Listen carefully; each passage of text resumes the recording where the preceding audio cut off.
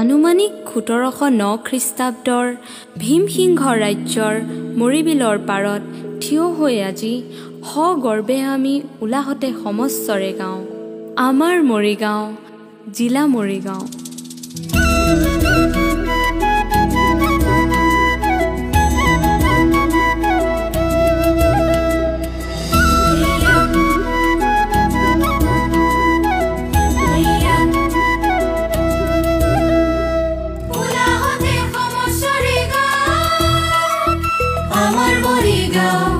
জিলা মৰিগাঁও, আমাৰ মৰিগাঁও, জিলা মৰিগাঁও।